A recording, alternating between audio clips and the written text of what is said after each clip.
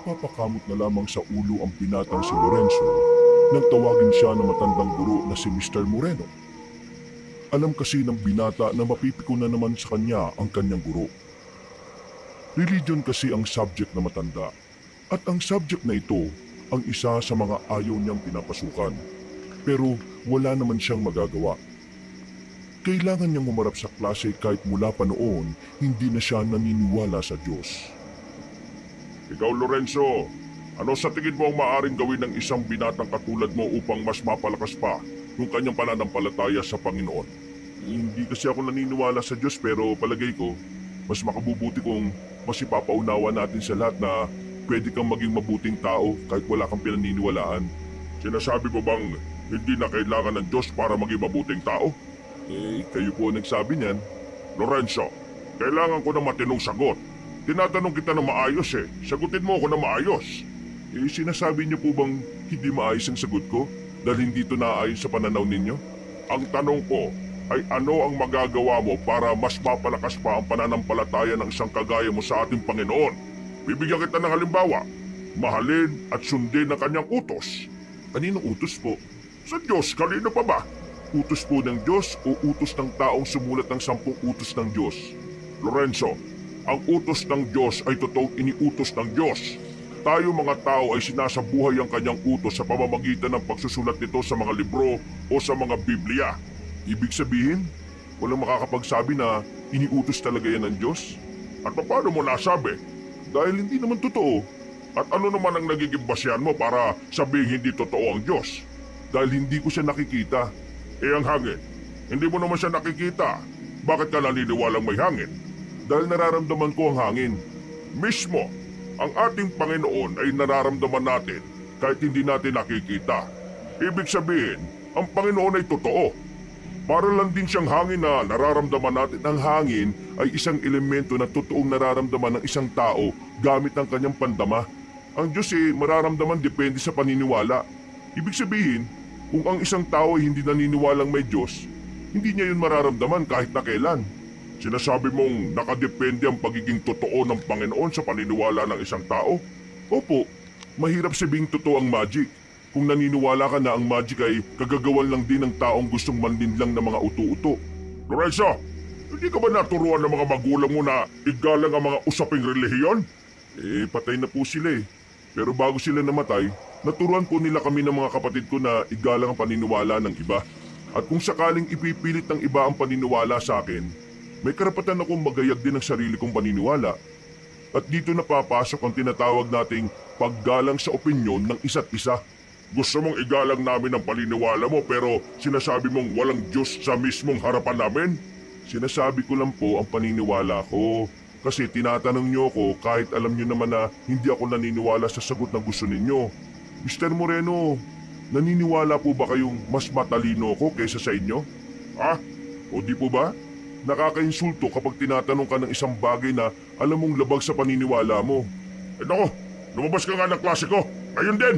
Utos mo ba ito ng Panginoon? Hindi. Utos ko ito. Kaya lumayas ka. Kung sinasabi niyong totoong Panginoon, masusundin ko siya kaysa sa inyo. Kaya hindi po ako lalabas. Kung hindi ka lalabas, ako ang lalabas. Lalabas na po ako. Gigil na gigil ang kanilang guro ng mga sandaling yon. Pero para kay Lorenzo, wala naman siyang ginawang mali.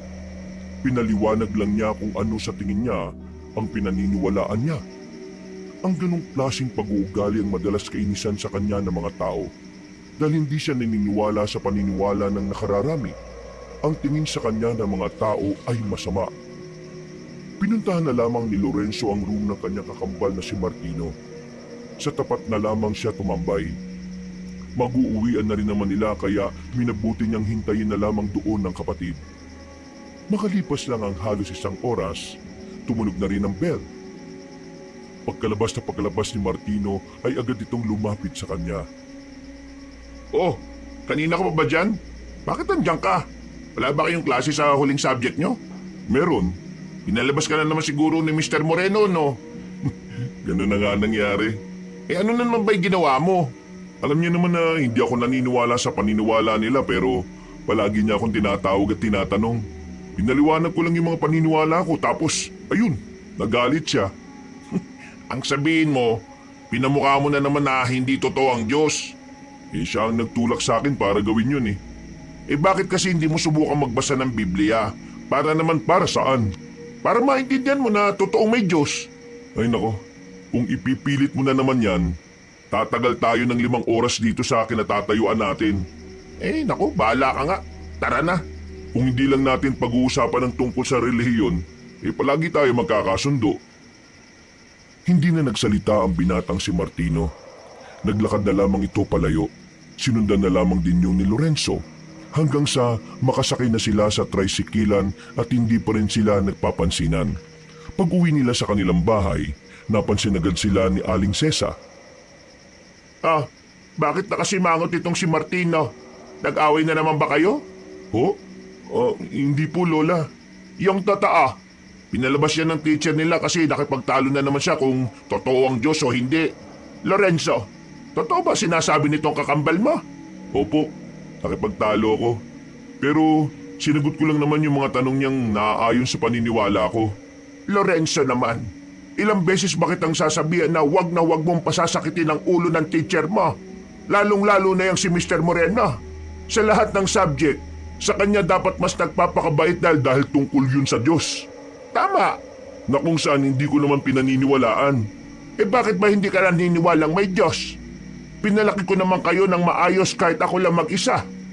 Hindi ko naman kayo tinuruan na maging masama. Bakit po? Magiging masama po bang maging kagaya ng paniniwala ko? Hindi naman sa ganon. Ang sinasabi ko lang naman, ginawa ko ang makakaya ko para lumaki kayong malapit sa Panginoon. Pero ikaw, hindi ko alam kung ano ang nangyari sa iyo. Kung nakikita niyo po ba bilang sakit ang pagiging kagaya ko, huwag kayong mag-alala. Hindi ko po kayo hahawan. Uy! Mais ka nga sa mga sinasabi mo. Nawawala ka na ng galang Kailangan ko nang pumasok. Nangangati na pa ako. Bumuntong hininga na lamang ang matandang si Sesa. Dumiretso naman si Lorenzo sa kanyang silid. Agad niyang hinubad ang kanyang sapatos at saka humiga sa kama. Kahit siya, hindi niya rin naman maintindihan kung bakit lumaki siyang pilosopo sa maraming bagay. Namulat siya sa ideyang ang mga bagay lang na nakikita at nahahawakan ang maituturing na tunay. Kung minsan, iniisip niya na hindi siya normal. Hindi kasi siya kagaya ng ibang binata. Mga bata pa lang sila, parang matanda na siya mag-isip. Sa murang edad, naisip na niya na ang paniniwala sa hindi nakikita ay isang malaking kalokohan. Sinubukan naman niyang paniwalaan ang paniniwala ng kanyang lola at kapatid. Pero kahit na anong gawin niya, palagi na lang niyang kinukwestiyon lahat ng turo ng simbahan. 4:00 na ng madaling araw nang magising siya. Naisip niyang galit sa kanya ang lola nila dahil hindi man lang siya ginising para kumain. Lumabas siya ng kanyang silid. Wala sa maliit nilang sala ang kanyang lola. Kadalasan kasi mga ganong oras ay gising na ang matanda. Naghahanda para sa tinitinda nitong kakanin. Sumilip siya sa silid na matanda. Nakita niyang nakahiga pa rin yun at balot na balot ng kumot. Hinipo niya ang noo nito. Nagtaka siya nang malaman na hindi normal ang init ng katawan nito. Lola, nilalagnat ka. Yung bintana. Sara! Yung aswang! Papasok! La, anong sinasabi niyo? Teka, hintayin niyo lang ako Kukuha lang ako ng gamot. Anong ginagawa mo sa kwarto ni Lola? May sakit si Lola May sakit? Uulitin ko pa ba? May gamot ako rito, teka. Napainom nila ng gamot ang matanda. At makalipas nga lang ng 1 oras ay naging maayos na rin ang pakiramdam nito. Mag-uumaga na nang magkamalay na ang matanda. Nagtataka ito kung bakit sa tabi na nito nakatulog si Martino, habang si Lorenzo naman ay nakaupo lang sa gilid. Bakit kayo narito? Nilalagnat ka kaninang madaling araw Ako? Nilalagnat? Opo, may sinasabi ka pang mga aswang Aswang? Talagang sinabi ko yon? Opo, hindi nga rin ako makapaniwala na bukod sa Diyos, naniniwala ka rin may aswang. Umayos ka nga. Kung ano-ano na naman ang sinasabi mo. Lola, totoo ba talaga may aswang? Nako, gising na. Hindi ko alam kung bakit ko sinabi ang aswang. Pero totoo naman talagang may ganon. Meron ba nun dito sa atin? Oo, noon. Pero hindi ko alam kung meron pa nun dito. Lalo na sa panahon ngayon. Unti-unti nang nagiging moderno ang mundo natin. Ayaw ko na lang po magsalita. Mas mabuti pang ang wag na. Ang mabuti pa, maligo na kayo at magluluto na ako ng pang-agahan. Mamaya papasok na kayo. Magpahinga ka na lang la. Ako nang bahala magluto ng agahan. Sawa na ako sa sunog na isda, no? Di huwag kayong kumain. Napapailing na lamang si Martino. Lumabas na rin ito at sinimulan na ring lutuin ng kanilang agahan. Habang si Lorenzo, binabasa na lamang ang mga nakasulat sa kanyang notebook. Sa kalagitnaan ng kanyang pagbabasa, bigla niyang naisip ang aswang na sinabi ng kanyang lola. Hindi niya maintindihan kung bakit parang hindi yun mawala-wala sa kanyang isipan. Na kung tutuusin, hindi na niya dapat na binabalikan ng mga bagay na para sa kanya wala namang kwenta. Mabilis na lumipas sa mga oras. Matapos masigurong nasa maayos ng kalagayan ng kanilang lola, pumasok na rin sila sa kanilang paaralan. Normal lang na araw para kay Lorenzo ang bagay na yon. Kagaya ng laging nakasanayan, papasok siyang walang gaanong kinakausap. Magsasalita lang din naman siya kapag may kumakausap sa kanya. Ang ganong klase ng ugali ang naging dahilan kung bakit siya iniiwasan ng karamihan. Ang tingin kasi sa kanya ng mga tao, isa siyang malaking weirdo. Mag-isa ang binatang si Lorenzo nang sumapit na ang kanilang break time. Wala ni isa ang gustong makiupo sa kanya. Habang kumakain ay napansin niya si Mr. Moreno na papalapit sa kanya, dala ang binili nitong sandwich at tubig. Naghahanap talaga ito ng sakit ng ulo eh. Magandang araw, Lorenzo. Bakit mag-isa ka lang dito? Wala ka bang kaibigan? Kung meron, hindi ka naman makakaupo dyan. That's why mahalaga ang pakikihalubilo. Para magkaroon ka ng kaibigan. At ang pagkakaibigan ay nararapat lang na nakapagitna ang Diyos kagaya na lang din ang relasyon ng babae at isang lalaki. Hindi ko naman kailangan ng kaibigan eh. Kaya ko mabuhay na mag-isa. Alam mo ba ang kasabihang No man is an island? Kasabihan niya ng mga taong takot mabuhay na mag-isa. Kasi hindi nila kayang walang inaasahan. Lorenzo, hindi ko alam kung anong pinanggagalingan ng mga sinasabi mo pero sana patawarin ka ng Panginoon. Bakit to? Wala naman akong ginagawang mali ah. Ang hindi manampalataya sa kanya ay isang malaking pagkakamali. At ang guluhin ng utak ng may mga sariling paniniwala ay hindi pagkakamali? Alam mo, kakainin ko na lang itong pagkain ko. Pwede ba akong umupo rito? Kanina ka pa nga po nakaupo eh. Napapailing na lamang ang guro na si Mr. Moreno. Sa hindi inaasahang pagkakataon, napansin niya ang bagay na nasa kamay ni Mr. Moreno. Isang pulseras na may palawit na tatsulok.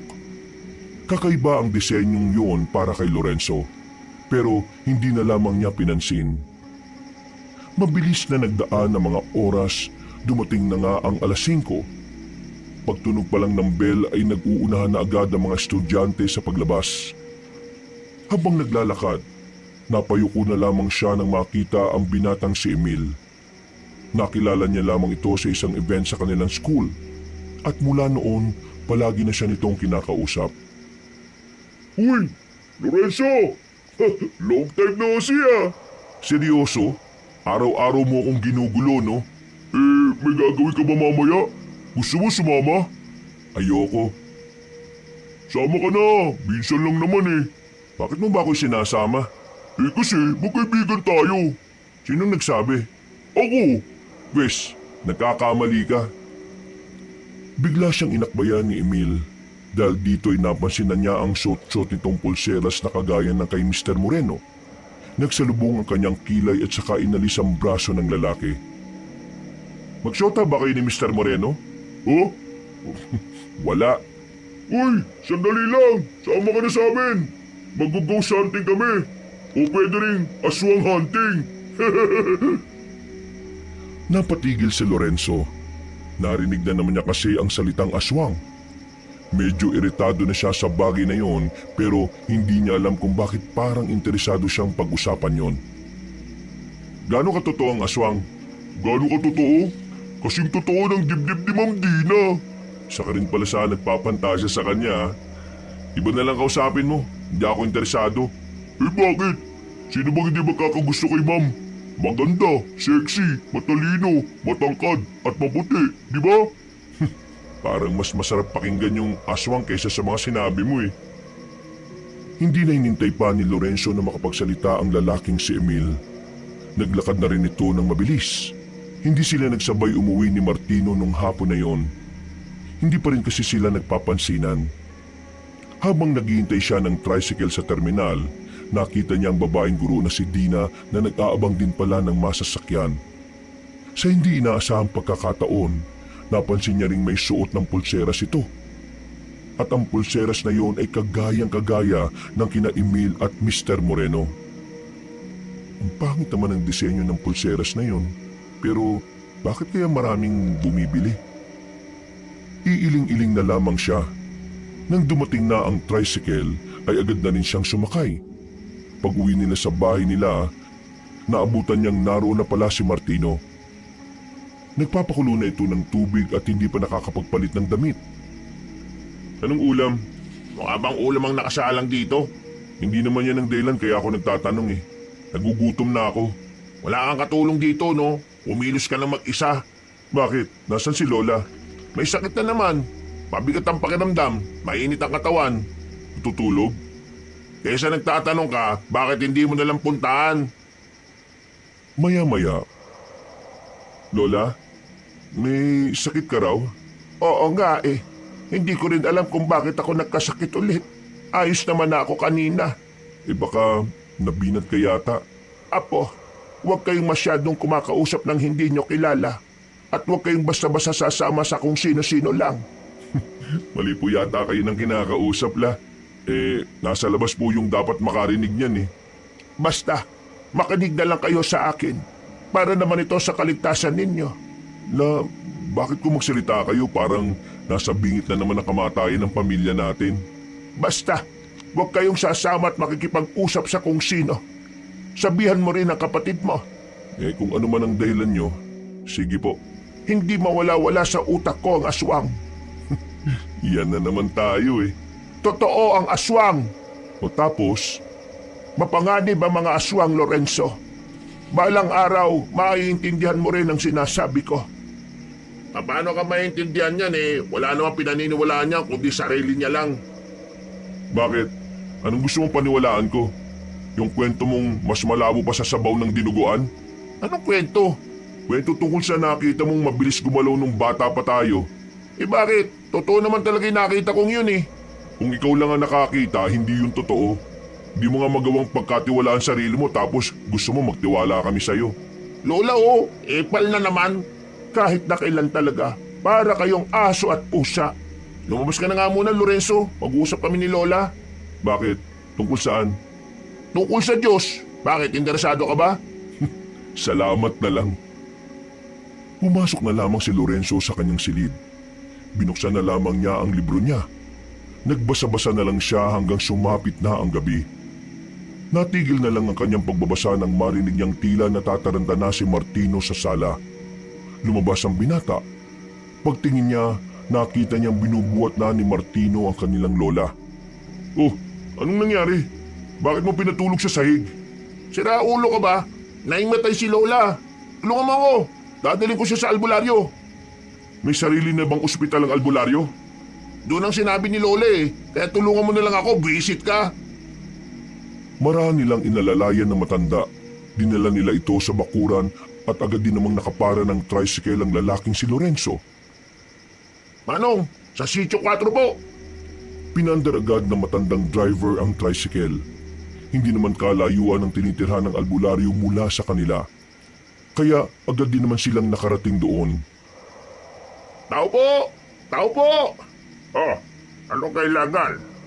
Siya, anong nangyari sa kanya? Magkakilala kayo? Oo, ano ba nangyari sa kanya? Sigurado kang hindi ka naging kabit ni Lola? Ano ba pinagsasabi nitong taong ito? Huwag niyo na pong intindihin yan. Sira ang ulo niyan eh. Ito po si Lola, nahimatay. Pero bago yun, sabi niya puntahan daw namin itong address na ito. Agad silang pinapasok ng matandang si Hector. Inasikaso nito ang lola nila. Pinahiga sa papag at nilagyan ng kung ano-anong langis sa palad at sentido. Habang ginagawa ni Mang Hector ang panggagamot, napapasalubong na lamang ang kilay ni Lorenzo. Hindi niya maintindihan kung bakit ang daming tao na naniniwala sa mga albularyo. Para kasi sa kanya, ang tanging dapat lang pagkatiwalaan pagdating sa kalusugan ng tao ay ang mga doktor. Wala bang ginawa ang lola ninyo bago siya nagkaganito? Laging naalis si lola, naglalako ng kakanin. Pero wala naman siyang nabanggit sa amin na may nararamdaman siya bago yan. Kung ganon, masama ang kutob ko. Bakit po? Ano pong sa tingin niyong nangyari kay lola? Malakas ang inala ko na meron siyang nakadaupang palad na aswang. Sandali, sinasabi niyo bang meron na namang aswang dito sa atin? Matagal naman nang may aswang dito sa atin, pero hindi lang talaga natin malaman kung sino. Kasi nakakatawang tao sila. Isa pa, hindi lang dito sa atin meron, sa buong probinsya natin. Pwede po ba ako magtanong? Ano itatanong mo? Nilikha din ba ng Diyos ang mga aswang? Di ba ang sabi ng mga relihiyosong tao kagaya ng kakambal ko, lahat ng may buhay sa mundo, Diyos ang gumawa? Tama ka. Lahat nga ng may buhay sa mundo ay likha ng Diyos. Pero ang mga aswang, itinuturing silang patay o walang buhay sa simula pa lang. Dahil ang kaluluwa na meron sila ay hindi nanggaling sa kaharian ng Panginoon. Sila ay nanggaling sa kaharian ng Diablo. Kaya mga aswang, hindi sila nilikha ng Diyos. Isa silang mga nilalang na kailangan mawala sa mundong ito. Paano nyo sila ituturing na patay kung, Mang Hector, magiging maganda na ba ang kalagayan ni Lola? Teka, nagsasalita pa ako eh. Hindi mo ito moment. Moment ito ni Lola. Magiging maayos na rin ang lola mo. Kailangan ko lang muna siyang obserbahan. Ano ba talagang naging dahilan kung bakit siya nagkasakit? Ang isang tao, kapag meron siyang nakatitigan na aswang ng higit sa 10 minuto, nagkakaroon ng pagkakataon na mapasok ang kamalayan ng isang tao. Ginagawa nila ito kapag gusto nilang kontrolin ang biktima nila. Itong dahilan kung bakit nagkasakit ang lola ninyo. Parang hipnotismo? Tumpak! Bakit naman gagawin ng aswang yung kay Lola? Malalaman nyo rin sa oras na sabihin na sa inyo ng lola ninyo. May isa pa sana akong katanungan. Iisa pa talaga. Pambihira to. Kaya mo siya. Gusto ko mga tinatanong niya eh. Sige, ano mga itatanong mo, iho? Naging kabit ka ba ni Lola? Manahimik ka na lang. Napakamot na lamang sa ulo si Lorenzo. Makalipas pa ang halos 1 oras, muli nang nagkaroon ng malay ang matandang babae. Nagtataka pa nga ito nang mapansing nasa ibang bahay ito. Agad na pumasok ulit ng bahay ang kambal nang marinig nilang nagkamalay na ang kanilang lola. Naabutan nila itong nilalagyan ni Mang Hector ng langis sa sentido nito. Uy, ang sweet ah. Uy, mais ka nga. Mais na ang kalagayan ng lola ninyo. Naku, mabuti naman kung ganun. Lola, paano kayo nagkakilalang dalawa? Si Hector ay kumpare ng lolo ninyo. Kaya pala. Kaya pala ano? Kaya pala magkakilala kayo. Kayong dalawa, mag-iingat din kayo. Sinabihan na po ako ni Lola. Bakit? Wala naman kaming kasalanan sa aswang ah. Makinig na lang kayong dalawa. May ibibigay akong pangontra para sa inyong dalawa. Heto, suotin niyo ang kwintas na ito. Kapag sinuot niyo ito, maiilang ang mga aswang na lapitan kayo. Isang kwintas na may palawit na gintong pangil. Hindi ito ginto. Tansulang ito na may halong bakal. Alam ko, pero may kasamang orasyon at ritual ang kwintas na yan, pangontra yan sa mga aswang. Kaya lagi niyong dapat suot yan lalo na kung lalabas kayo ng bahay. Buntong hininga na lamang ang nagawa ni Lorenzo. Pinakita niyang isinuot niya ang kwintas. Pero ang totoo, pag-uwi nila ay agad niya rin naman itong inalis sa kanyang leeg. Hindi siya naniniwala sa mga ganoong bagay. Makalipas pa ang ilang araw, tuluyan ng gumanda ang pakiramdam na matandang si Cesa. Nakakapaglako na ulit ito ng mga tinda nitong kakanin. Si Lorenzo at Martino naman ay naging abala sa pag-aaral. Nalalapit na rin kasi ang kanilang exam. Ano na naman bang kailangan mo sa akin? Wala naman. Gusto lang kitang samahan kumain eh. Bawal ba? Hindi naman bawal pero ayoko. Ano? Di ka pa rin ba sasama sa aswang hunting? Hindi ko pala tapos dyan sa bagay na yan. Ulang pa kasi kami ng isa eh. Ayoko nga. Bakit ba kasi ayaw mo? Hindi mo ba nababalitaan? Ang alin? Si Ma'am Dina buntis? Hindi totoo yun. Hindi yun. Ang alin nga? Sa ibang level, may mga nawawalang estudyante. 4 na nawawala mula nung Lunes. Saan mo naman nabalitaan yan? Wala nga kumakalat na ganyan dito sa school natin eh. Narinig ko sa faculty. Tapos tatanungin mo ako kung nabalitaan ko. Basta, ayaw ko sumama. At baka pati ako mawala rin. Hindi naman ako kidnapper ah. Hindi nga. Pero parang. Tapos ka na agad kumain. Wala pang bawas ang pagkain mo ah. Hindi pa ako tapos. Nilipat lang ako ng upuan. Kaya huwag mo na akong sundan ha. Bago pa ako mawalan ng gana. Mag-isang kumain ang binatang si Lorenzo sa sulok. Sanay naman na siyang walang kasabay. Sadyang si Emil lang naman talaga ang nagpupumilit na kaibiganin siya. Habang nanguya, napapaisip siya kung ano nga ba talaga ang nangyari sa mga estudyanteng nawawala. Hindi rin nila alam kung bakit parang hindi yung pinapaalam sa buong school. Tingin ni Lorenzo, ayaw ng mga namumuno na madungisan ang pangalan ng paaralan nila. Natapos na rin ang break time. Bumalik na si Lorenzo sa kanilang silid. Wala naman siyang gana. Kung siya lang ang masusunod, ayaw na sana niyang pasukan ang subject ni Mr. Moreno. Pero sa ngalan ng attendance at ang karagdagang grado, tinitiis na lamang niya ang mga naririnig niya. Bukod sa tingin ni Mr. Moreno, pinakaayaw niya lang talaga ay ang tinatawag pa siya para sumagot. Hindi maaaring magsama ang babae at lalaki sa isang silid kung sila ay hindi pa kinakasal. Labag sa paningin ng Diyos ang pagsasamang walang basbas ng simbahan at ng Panginoon. Kaya nga sa panahon ngayon, mas mainam pa rin na alam nating magpigil, magtiis at igalang ang katawan ng isa't isa. Ang isang relasyon na pinagigitnaan ng Panginoon ay siyang pinagpapala. At sa tingin nyo, tama ba ang ginagawa ng ibang magkarelasyon na bago sila magpakasal nagsasama na sila sa iisang bahay? Ikaw Lorenzo, anong masasabi mo? Magandang hapon po Mr. Moreno. Seryoso po ba kayo na akong gusto niyong sumagot sa katanungan na yan? Oo naman. Bakit naman hindi? Parte ka ng klaseng ito. At tingin ko, marami naman kaming matututunan sa iyo. Alam ni Lorenzo na balak lamang siyang ipahiya ng kanilang guro. Kaya siniguro niyang sa sandaling yon, hindi siya ang magmumukhang tanga. Tinatanong niyo ako kung tama bang magsama ang babae at lalaki sa iisang bahay nang hindi pa kinakasal? Ang sagot ko po tama. Paano mo naman nasabing tama? Marahil sa pananaw ng mga kagaya niyong sumusunod sa utos ng simbahan ay mali yun. Pero para sa akin, na mas tinitingnan ng pagiging praktikal, tama lang na magsama sila bago ikasal. Unang-una, kung magsasama sila sa iisang bahay ng ilang taon bago ang kasal, mas magkakaroon sila ng panahon para kilalanin ang mga sarili nila. Yun ang magsisilbing practice nila bilang mag-asawa. Makakatulong to sa kanila sa pagdedesisyon kung kakayanin ba nila ang buhay mag-asawa o hindi. Mas makikita nila ang mga kahinaan at kalakasan ng bawat isa dahil mas magkakaroon sila ng oras na tutukan ng isa't isa.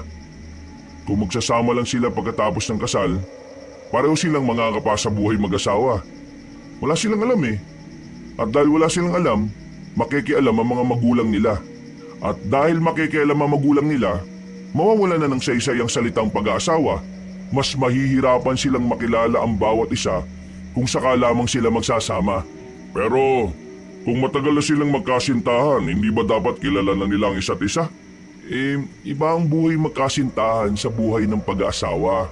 Nagbabago ang ugali at pag-iisip ng tao kapag nagiging mag-asawa na sila Yung magkasama sa isang bubong, marahil dahil sa mga responsibilidad, sa mga bayarin, sa mga obligasyon at dahil na rin sa pagkakaroon ng dagdag na mga goal na dapat maabot. Seryosong usapin na ang pag-aasawa Iba ang pagkakakilala mo sa kasintahan mo noong nobyo o nobya mo pa lang siya. Magkakaroon pa rin ng pagbabago sa kanya sa oras na kinakailangan na niyang magseryoso sa buhay At ang mga pagbabago na yon ay hindi mo agad makikita kung hindi mo yun malalaman bago ang kasal. Kaya naman, para hindi tayo matali o makulong sa mga maling tao, Para sa akin, mas maganda kung magsasama na muna kayo bago kayo ikasal. Sa pagli-live-in pa lang, malalaman mo na kung anong klaseng tao siya bilang asawa, hindi bilang kasintahan. Sinasabi mo bang hindi na mahalaga ang kasal kasi mas mainam na mag-live-in na muna para makilala ang mapapangasawa mo? Ganun ba? Wala naman ako sinasabi na hindi mahalaga ang kasal. Pero sinasabi ko lang na huwag nating gamitin ang kasal para diktahan ng tao paano niya kikilalanin na mapapangasawa niya. Huwag nating hayaan na ang kasal ang maging dahilan kung bakit hindi tayo makawala sa mga taong hindi natin dapat pinapasok sa buhay natin. Paano mo kami mapapasang-ayon sa mga sinasabi mo? Naranasan mo na bang magkaroon ng asawa? Nagtawanan ng buong klase. Nakaramdam ng pagkapahiya si Lorenzo noong mga oras na yon. Pakiramdam niya ay sinimulan na ni Mr. Moreno na mangyari ang binabalak nito. Huminga si Lorenzo na malalim. Hindi siya papayag. Ano po sa tingin niyo mararamdaman niyo kapag meron kayong ninakaw na mahalagang bagay para sa iba? Ha? Wala itong koneksyon sa pinag-uusapan natin. Kung masasagot mo meron, anong mararamdaman ko kapag may ninakaw akong mahalagang bagay sa ibang tao? Hindi naman ako ganong klase ng tao eh. Hindi sabihin na natin na kunwari masama kang tao. Kung masama akong tao, malamang kakabahan ako. Baka mahuli ako eh. Matatakot. Diba gano'n naman ang mga magnanakaw? Gagawa sila ng kasalanan pero kapag nagawa na nila saka lang nila may isip na mali ang ginawa nila. Yun dahil sa pagiging makasarili nila at sakib. Paano nyo nasabi yan? Naranasan nyo na rin po bang magnakaw? Ha? Naranasan nyo na po bang magnakaw? Yung pong tanong ko ngayon. Malamang hindi. Bakit nyo po alam ang mga bagay tungkol sa mga magnanakaw? Hindi mo naman kailangan maranasan para malaman mong isang bagay. Minsan, kailangan mo lang ding matutuhan at matuklasan. Mismo? Anong mismo? Kayo na rin ang sumagot ng tanong niyo sa akin kanina kung naranasan ko na bang magkaroon ng asawa. Iniinsulto mo ba ako? Tinatanong po kita kanina kung sigurado po kayo na tatawagin niyo ako. Wala akong ginagawang masama.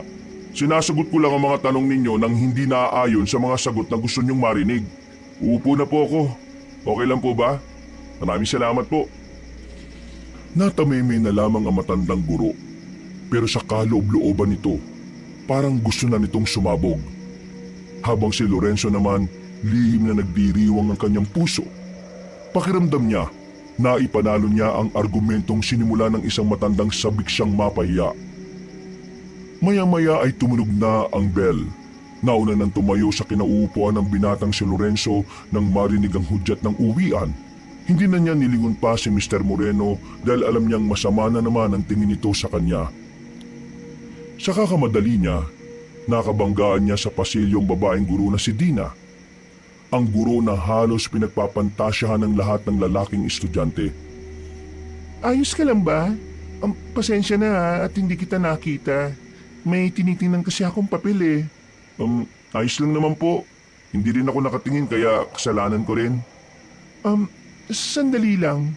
Ikaw yung kapatid ni Martino? Kambal ba kayo? Magkamukha kayo eh. Sa kasamang palad, opo. Kambal nga kami. Alam mo bang tuwang-tuwa ang mga guru sa kanya? Lalong-lalo na si Mr. Moreno kasi talagang malapit sa Panginoon ang kambal mo eh. Ayos yan. Ikaw rin. Kilalanin mo rin ang Panginoon. Ay, huwag na po kayo magtangka, ma'am. Malapit nang mapanot si Mr. Moreno sa konsumisyon sa akin. Isipin niyo na lang po na hindi bagay sa babae kapag panot. Sige po, aalis na po ako. Sige, bye. Pagtalikod ng guro sa kanya, sa hindi malamang dahilan ay meron siyang naamoy na kakaiba mula roon. Mabango naman si Dina, pero hindi maintindihan ni Lorenzo kung bakit siya nakakaamoy ng parang malansa. Nang lingunin niya ulit ang babaeng guro, nagtaka siya kung bakit bigla na lamang siyang kinabahan sa ngiti nito sa kanya. Nung oras na yon, nakaramdam siya ng pagkahilo. Agad-agad na sumama ang kanyang pakiramdam. Napahawak siya sa pader nang maramdamang parang tutumba siya. Uy! Anong nangyayari sa'yo? Nakita na lang niya si Emil sa gilid niya. Nakaalalay na ito sa kanya. Dinala siya nito sa klinik. Pagdating niya roon, naroon si Dina. Ang babaeng guro ang umasikaso sa kanya. Nung mga sandaling yun, nagtataka siya kung bakit ang bilis ng tibok ng kanyang puso. Dahil sa pagkahilo niya, hindi na niya gaanong naririnig ang pinag-uusapan ni Emil at Dina. Nagtataka siya kasi base sa nakikita niya, parang malapit sa isa't isa ang dalawa. Hindi maganda ang kutob niya, kaya kahit nahihilo, tumakbo siya palabas ng klinik. Nakasalubong niya ang kakambal na si Martino. Hinawakan niya ito sa balikat at takmang tutumba. Uy, ano bang problema mo? Tulungan mo ako. Ano? Nahihilo ako eh. Uy, Lorenzo! Pumasok ka raw sa klinik, sabi ni Ma'am Dina. Ayoko. Uuwi ako. Martino, alalayan mo ako. Gusto kong umuwi. Ayoko rito. May kakaiba sa school na ito. Nagtataka ang lalaking si Martino. Kilala niya si Lorenzo. Alam niyang hindi basta-basta magsasalita ng kawirduhan ng kanyang kakambal kung wala lang. Kaya kahit na inis siya rito, inalalayan niya lang ito palabas sa kanilang paaralan. Agad silang sumakay sa tricycle. Nang makauwi, takang-taka ang kanilang lola sa kanila. Nag-alala itong lumapit sa kambal. Nang may upunan ni Martino ang kakambal niya, ay saka na nito sinabi kung ano ang nangyari. Anong nangyari sa kanya? Bakit nanlalata itong si Lorenzo? Hindi ko alam dyan. Galing yan sa klinik kanina eh. Pero tumakbo palabas. Nakasalubong ko siyang ganyan na. Ayaw niya magpaklinik. Mas gusto niyang umuwi. Lorenzo, anong nangyari? Anong masakit sa'yo? Bakit ganun siya? Nandito ba siya? Bakit ko siya naririnig? Uy, Buang, sino bang sinasabi mo? Nandito na tayo sa bahay. Hindi, nandito siya. Tawagin mo nga si Hector. Bakit la? Ano ba sa tingin niyo nangyayari sa kanya? May nangyayaring hindi tama. Nagmamadaling makalabas ng bahay ang lalaking si Martino. Pagbalik nito ay kasama na nito ang albularyo. Agad nitong sinuri ang kalagayan ng binatang si Lorenzo. Nalaman agad nito na may kinalaman ng aswang sa nangyari. Hindi nagsayang ng oras ang albularyo. Kung anong ginawa nito kay Aling Cesa ay siya ring ginawa nito kay Lorenzo. Isang oras lang ang nakalipas na wala na rin ang mataas na init ng katawan ng binata. Kalauna na ay nagkaroon na rin ito ng malay. Nagtataka habang salubong ang kilay na nakatingin sa kanila. Huwag mo kaming tingnan ng ganyan. Tinulungan ka namin para gumaling ka. Gumaling? Ano bang nangyari sa akin? Inuwi ka ni Martino ng mataas ang lagnat mo. At may mga sinasabi ka sa amin na hindi namin maintindihan. Gaya ng alin? Sabi mo, nandito siya kasi naririnig mo. Sino? Aba, ewan ko sa iyo. Iho, naalala mo ba mga nangyari bago ka nagkasakit? Baka may aswang kang nakadaupang palad. Wala akong aswang na nakadaupang palad kasi wala namang aswang. Isipin mong maigi. Bago ang nangyari, ano mga naalala mong tingin mo ay weirdo? Sino yung huli mong nakausap? Sandaling napaisip ang binatang si Lorenzo. Bigla na lamang bumalik sa isipan niya ang babaeng si Dina. Sa hindi malamang dahilan, bigla siyang nakaramdam ng kaba na hindi naman niya alam kung saan ang gagaling. Yung huli kong nakausap? Anong meron? Malaki ang tsansa na ang huli mong nakausap, siya ang aswang na balak kang kunin. Si Martino lang yung huli kong nakausap habang nasa tricycle kami. Buang, nanlalata ka na nun. Ang sinasabi ni Mang Hector, yung huli mong nakausap bago ka magkaganon. Hindi ko maalala eh. Nagkaila na lamang ang binatang si Lorenzo. Bukod kasi sa hindi naman siya naniniwalang may aswang, gusto niya rin munang malaman kung ano ang kakaiba sa gurong si Dina. Hindi ko talaga maalala eh. Wag mo nang piliting maalala kung hindi mo talaga maalala. Hayaan mo na. Malalaman ko rin sa susunod na araw kung sino ang mga aswang dito. Marami ba sila, Mang Hector? Isa silang grupo. Pero hanggang sa ngayon, hindi ko pa rin alam kung sino-sino sila. Nanahimik na lamang si Lorenzo ng mga sandaling yon. Wala siyang interes na pakinggan ang mga sinasabi ni Mang Hector. Mas pinili na lang niyang magpahinga sa kanyang silid kaysa maniwalang totoo ang mga aswang. Habang nagpapahinga siya, pumasok sa silid niya ang kakambal na si Martino. Salubong ang kilay ni Lorenzo. Oh, anong kailangan mo? Alam kong may hindi ka sinasabi. Gaya ng ano?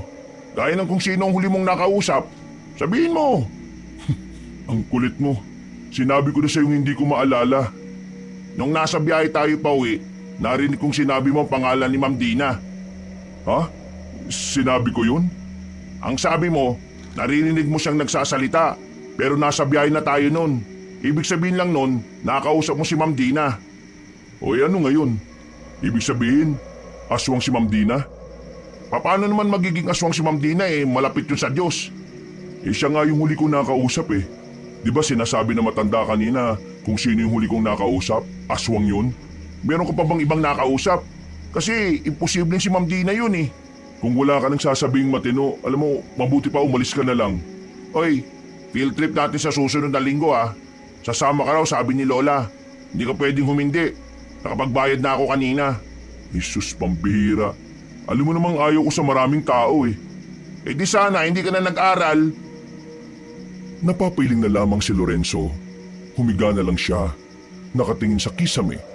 Napapaisip kung ano nga ba talaga ang nangyari at bakit bigla na lang siyang nanlanta. Makalipas ang maraming araw, dumating na rin ang kanilang field trip. Dahil ayaw naman ni Lorenzo nang manghinayang ang kanyang lola, pinilit na lang din niyang sumama. Saka malas-malasan pa, nakatabi niya sa upuan ng kakambal niya. Bakit ba kailangan dito ka pa umpo sa tabi ko? Bakit? Gusto mo bang nakaupo ko sa bubong? Kung pwede lang eh. Di ka na nga sana kasama eh. Yun nga ang gusto ko, di ba? Sus, kunwari ka pa. Oh, anong klaseng libro yan? Bakit mo tinatanong? Kasi gusto ko malaman. Libro to na bigay ni Mang Hector sa akin. Tungkol ito sa mga aswang. Lumang libro. Pero maganda raw ang kwento rito kasi totoong nangyari. Naniwala ka naman. Siguro kaya ka ganyan kasi ang layo ng loob mo sa Diyos no? Di ganyan pala ang ugali ng malapit sa Diyos. Pakialamero. Uy, kwentong aswang yan ah. Pwede ba Hiram? Di naman tayo close ah. Bumalik ka na nga sa upuan mo. Ay, sorry. Akala ko kasi si Lorenzo eh. Seryoso ka ba? Alam niyo ba, may nakita na kaming aswang nitong nakaraang gabi. Totoo ba yan? Ayaw niyo maniwala. Sumama kayo sa amin bukas ng gabi. Tuturo namin sa inyo kung saan namamalagi yung mga aswang. Mas maniniwala pa akong hindi ka naligo bago pumunta rito kaysa sa aswang na yan. Ay, bumalik na kayo sa upuan niyo at baka matumba pa kayo. Malas. Bakit si Mr. Moreno pa guardian natin? Hindi naman natin advisor yan. Sa mga lumipas na oras, kung saan-saan sila nagtungo, lahat ng kilalang pasyalan ay napuntahan na nila. Bandang 6:00 ng gabi, tumigil na sila sa isang malawak na kapatagan na napapalibutan ng matataas na puno. Sa parting yun sila maglalatag ng mga camping tent. Mga bandang 11:00 ng gabi, nagsimula na ang mga aktibidad na kanilang gagawin, habang si Lorenzo nanatili lang sa loob ng tent niya. Nakatanaw lang sa mga yun at tamad na tamad. Wala naman akong gagawin dito, bakit pa ako sumama? Oh, Lorenzo, bakit ka nandyan? Ayaw mo bang sumali ron? Napalingon ang binata nang marinig niya ang tinig ni Dina sa gilid. Nakita niya ang babaeng guro na nakatingin sa kanya habang malapad ang ngiti. Sa hindi na naman malamang pagkakataon, naramdaman na naman niya ang kaba. Hindi siya tumingin sa babae. Bigla na lang kasi siyang nagkaroon ng kaisipan na baka maulit na naman ang nangyari. Wala akong gana eh. Bakit naman? Kung ayos lang po, huwag niyo po muna akong kausapin. Gusto ko pong mapag-isa eh. Sige, walang problema. Pag-alis ng babae, naamoy na naman niya ang lansa na nagmumula roon. Pero sa pagkakataong ito, hindi na siya nakaramdam ng pagkahilo. Hindi niya lang maamin sa sarili pero may kutob na rin siya na hindi pangkaraniwan ng babae. Labag man sa kalooban niyang isipin na hindi tao ang babae pero yun talaga ang nagsusumiksik sa kanyang utak. Sumpa ba to? Sumpa ba na maramdaman kong malapit na akong maniwala na may aswang? Noong mga sandaling yun, unti-unti na rin niyang tinitingnan ang anggulo na baka nga aswang si Dina. Iniisip na lang din niya na ito ang tamang pagkakataon para mapatunayan kung mali siya at tama sila Martino na totoo ang mga aswang. Kapag napatunayan kong totoo ang aswang, baka maniwala pa ako na totoo ang Diyos. Natulog na lamang si Lorenzo ng mga sandaling yon. Nagising siyang dakong 2:00 na ng madaling araw. Pagtingin niya sa gilid niya, nakatulog na pala ang kanyang kakambal sa gilid. Sumilip siya sa labas. Tulog na rin ang lahat. Tahimik na ang paligid. Pero nakita niya si Dina na nagmamadaling naglalakad na parabang meron itong pinagkakaabalahan. Sa ganung oras, para kay Lorenzo ay nakakapagtaka yun. Kaya naman hindi na rin niya napigilan ng sarili na sundan ng babaeng guro. Anong gagawin nun sa gubat? Kahit na mag-isa lang, walang naramdamang kaba si Lorenzo. Kinakain siya ng kanyang kuryosidad. Parang hindi matatahimik ang kanyang kalooban hanggat hindi niya nalalaman kung ano ang meron kay Dina. Nakapasok siya ng gubat. Madilim, tanging sinag lamang ng buwan ang nagsisilbing liwanag niya sa daan. Nakakainis. Bakit ko ba ito ginagawa? Sa kakalakad niya, bigla na lamang niyang narinig ang tinig ni Dina na tila may kinakausap. Gumilid siya at pinakinggan ang sinasabi ng babae. May sasama natin to sa mga bagong miyembro. Ang kaso nga lang, lumaban. May dalang baril tong mga ngaso na to eh. Dinali ko na bago pa siya nakapagpaputok ng baril. Nang marinig ni Lorenzo ang mga sinabing yun ng babae, mas lalo siyang naintriga. Mas lalo siyang napaisip kung ano nga ba talaga ang meron sa guro na yon. Maraan siyang naglakad, nakayuko at todo ingat sa bawat paghakbang. Pagsilip niya sa halamanan, nakita niya si Dina. Nakatayo habang nakatingin sa buwan. Wala na ang kausap nito, pero napansin ni Lorenzo na tila merong taong nakahiga sa lapag. Palagay niya, yun ang taong tinutukoy ni Dina ng mga ngaso. Hindi gumagalaw ang lalaki. Kinabahan siya nang mapagtanto na baka wala na yung buhay. Pero mas lalo siyang kinilabutan nang makitang bigla na lamang nilapa ni Dina ang lalaking wala ng buhay. Para itong leon na gutom na gutom. Nanlalaki ang kanyang mga mata. Sa puntong ito ay parang nakalimutan na niya ang sarili niyang paniniwala. Dahil sa nasaksihan niya, napatunayan na niyang totoo nga ang mga aswang. Gagi! Napalingon ng babaeng si Dina nang maramdaman siyang naroon. Medyo naaninagan niya ang itsura ng babae. Nanginig ang tuhod niya sa takot.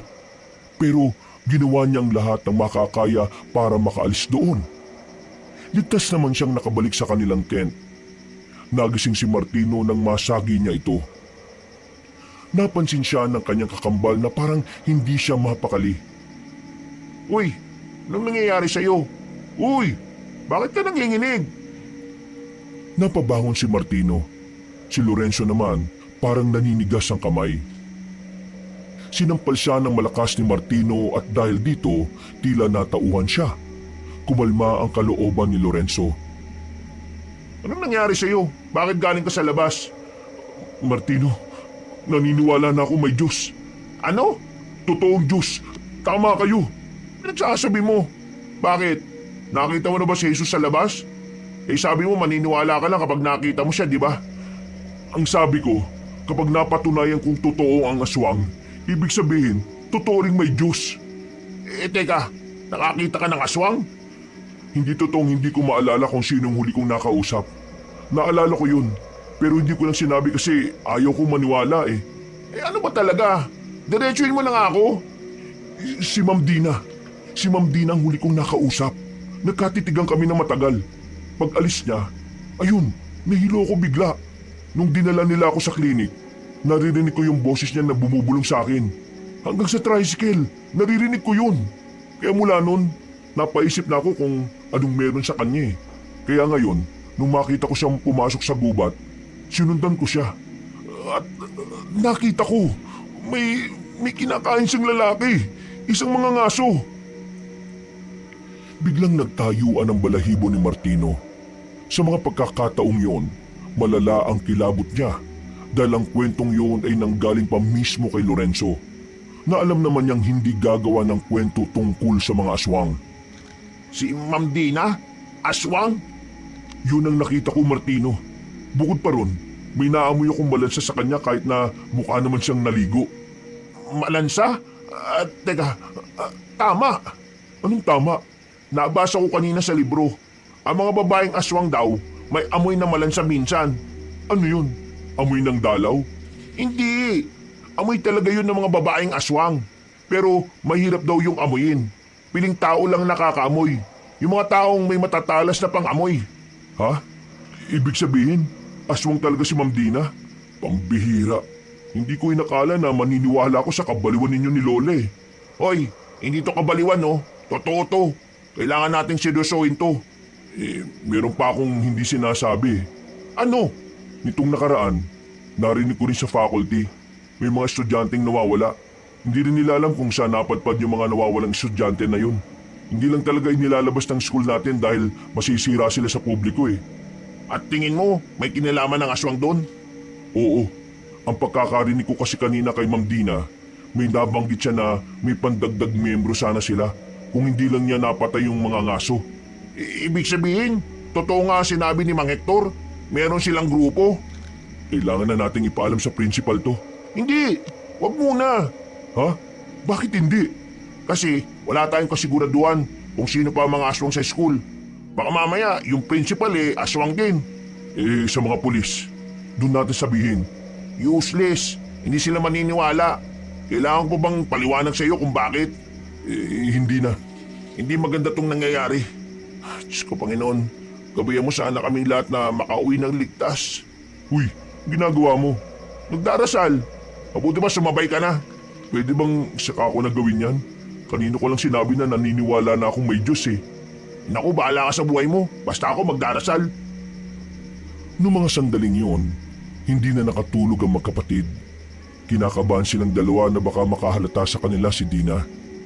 Nanatili lang sila sa loob ng kanilang tent. Nakahinga sila ng maluwag nang mapansin nilang maliwanag na sa labas. Mapungay ang mga mata ng kambal. Pero kailangan na nilang magligpit para sa kanilang pag-uwi. Habang naglalakad pabalik ng kanilang service na bus, napansin ni Martino na tila may kulang sa mga kaklase niya. Dalawa ang nawawala. At parang wala namang pakialam si Dina na isa sa kanilang nagsisilbing guardian. Martino, bakit? May problema ba? Kanina pa kita napapansin na lingon ka ng lingon napansin ko lang po kasi na wala si Diego at Maria. Si Diego at Maria pala. Maaga silang umalis kanina. May emergency daw sa bahay nila. Ano raw po yun? Hindi ko na inalam. It's a private matter. Baka tungkol sa pamilya. Ngumiti na lamang ang babaeng guro. Pero sa loob-loob ni Lorenzo at Martino, nung oras na yon, alam nilang nagsisinungaling ang babae sa kanila. Pagdating nila sa bus, nakatinginan si Lorenzo at si Dina. Agad namang umiwas ng tingin ng binata. Nababahala siya na baka may gawin na naman sa kanya ang babae. Habang umaandar ang bus, Martino, may tanong ako. Ano yun? Yung Diyos ba? Alam niya na agad kung sino yung mga aswang? Alam ng Diyos ang lahat, no? Bakit hindi na lang natin siya tanungin para malaman na agad natin kung sino yung mga iiwasan? Hindi nakikialam ang Diyos. Bibigyan niya lang tayo ng mga gabay. Hindi siya makikialam? Bakit? Hahayaan niya lang tayong mapahamak? Pagsubok itong binibigay niya sa atin. Kaya hahayaan niya lang tayong lagpasan to. Huwag kang mag-alala. Hindi niya naman tayo bibigyan ng pagsubok na hindi natin kakayanin Kakayanin naman pala natin eh. Paano pa nasabing pagsubok yon? Ay naku, ewan ko sa'yo. Napapakamot na lamang sa ulo ang lalaking si Lorenzo. Nakatulog na sila sa biyahe nung oras na yon. Hapon na nang makabalik na sila sa kanilang paaralan. Pagbaba nila ng bus, nakita nilang nakatingin pa rin sa kanya si Dina. Seryoso ang tingin ito sa kanya. Wala na ang ngiting lagi niyang nakikita. Hindi na lamang pinansin ni Lorenzo ang bagay na yon. Umara na lamang sila ng tricycle. Pag-uwi nila, nagtataka sila kung bakit naroon si Mang Hector. Pagkakita pa lang nila sa mukha nito, nahalata na agad nila ang pag-aalala. Oh, Mang Hector, bakit kayo nandito? Ang lola ninja. Bakit? Ano nangyari sa kanya? Nilaso ng aswang. Ano po? Agad-agad silang tumakbo sa loob ng bahay. Pagtingin nila sa matandang babae, nakita nilang kulay ubi na ang labi nito. Ang kuko nito sa paa at kamay ay ganun na rin ang kulay. Walang malay si Aling Sesa. Malamig din ang palad. Anong nangyari? Bakit sila nalason ng aswang? Bago siya magkaganyan, nakapagkwento pa siya sa akin. Ang sabi niya, merong isang lalaking aswang ang bumili sa kanya. Nagkadikit ang mga kamay nila nang mag-abot siya ng sukli. Yung aswang na yun pala, may laso ng kamay. Sabihin nyo, maalis nyo naman ang laso sa katawan niya, hindi ba? 50-50 ang tsansa. Hindi naman kasi ito laso na parang tuklaw lang ng ahas. Yung laso na nasa katawan niya ay sa bibig dumaan. Ibig sabihin, mas madaling kakalat ang lason sa katawan. Anong gagawin nyo, Mang Hector? Yung gamot kasi na ginagawa ko natutunan ko lang sa tatay ko noon buhay pa siya. Ang kaso, ito ang unang pagkakataon na susubukan ko yon. Kaya hindi ko rin sigurado kung tatala ba o hindi. Sagutin niyo nga po ako. Bakit ba parang laging pinag-iinitan ng aswang si Lola? Wala ako sa posisyon para sagutin ang mga ganyang klase ng katanungan. Ang lola niyo lamang ang makakasagot niyan. Paano kung hindi na niya kayanin? Sino magsasabi sa amin? Huwag nga magsalita ng ganyan. Huwag na tayong maging tanga rito Alam nating tatlo na walang tsak na tsansa kung makakaligtas siya sa laso na yan. Kaya ngayon, Mang Hector, sabihin niyo na sa amin kung ano man ang hindi pa namin alam. Pangako, kapag sinabi niyo, magdadasal na ako. Huminga ng malalim ang matandang si Hector. Sa uli ay wala na rin itong nagawa. Naisip na matanda na dapat na rin malaman ng kambal ang katotohanan, ang tungkol sa pagkatao ng kanilang lola. Ang lolo at lola ninyo, sila ang dating pinuno ng mga manunugis dito sa probinsya natin. Si Asmer, siya ang pinakapinuno. Siya ang nagmamando sa lahat ng manunugis para patayin ang mga aswang. Samantalang ang inyong lola naman, siya naman ang nagsasanay sa mga baguhang manunugis. Tinuturuan niya ang mga yon sa paghawak ng mga sandata. Si Cesar rin ang gumagawa ng magagandang gamot na pangontra sa mga aswang. Ang dahilan kung bakit ginugulo ng mga aswang ang lola ninyo ay dahil silang mag-asawa ang umubos sa angka ng mga aswang noong araw. Kung ganon, bakit inilihim ni lola sa amin tungkol sa katauhan nila? Dahil nababahala ang lola ninyo na kapag nalaman nyo ang ginawa ng inyong lolo, baka magbago ang tingin nyo kay Asmer. Ano po bang ginawa niya? Noong araw, nakatira kaming lahat sa maliit na baryo. Yung mga kabaryo namin, biniyag sila ng mga aswang at ginawang kauri nila. Nang magharap-harap na sa labanan, pinagpapapatay ng lolo ninyo mga kabaryo namin. Mahirap yun para kay Asmer, pero kailangan niyang gawin dahil mga aswang na silang lahat. Pinatay niya ang lahat ng mga kakilala namin na parang mga kapatid na rin ang turing niya sa mga yon. Ginawa niya yon kahit na masakit sa kalooban niya. Bago mamatay si Asmer, nakiusap siya sa amin na huwag ipapaalam sa pamilya ninyo ang nangyari. Ayaw ni Asmer na magmukha siyang masama dahil lang pinatay niya ang mga taong naging aswang. Wala naman nung mali sa ginawa ni Lolo Kahit ako rin, ganun din ang gagawin ko. Pero hindi niyo masisisi ang lola ninyo. Dahil noong araw, lahat ng mga kasamahan naming manunugis ay kumalas. Sinisisi ang lolo ninyo. Nagalit silang lahat. May panahon pa raw kasi para makabalik sa pagiging tao mga aswang na yon, pero pinili niyang paslagin. Ang totoo, huli na ang lahat para sa mga kabaryo namin.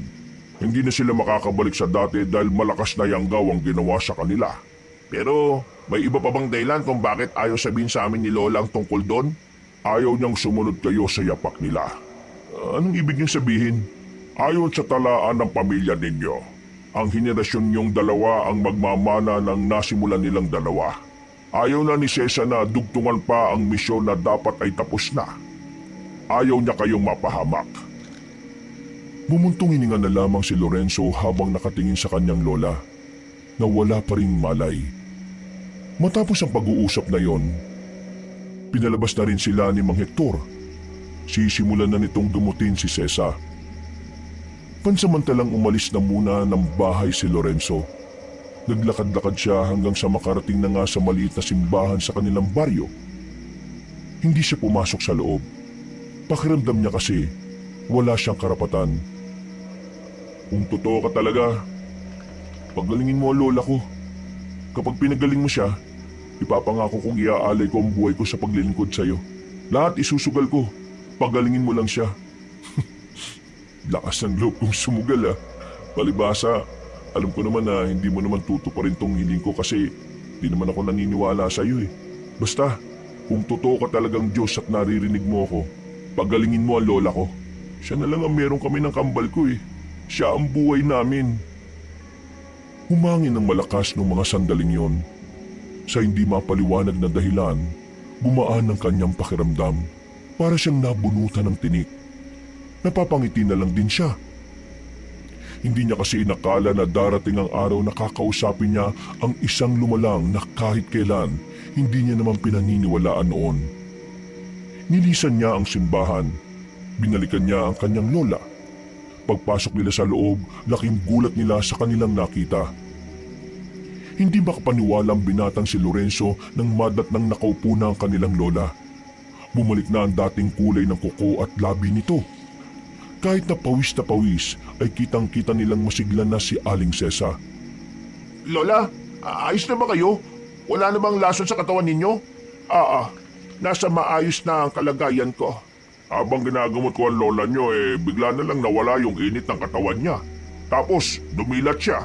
Sabay sabing ayos na daw siya. Tahimik lamang si Lorenzo sa gilid. Pero sa isip-isip niya, mukhang pinatunayan talaga ng Diyos na dapat siyang maniwalang may lumalang ng lahat. Pero sa kaloob-looban ng binata, masaya siya dahil nakaligtas ang kanyang lola sa tiyak na kamatayan.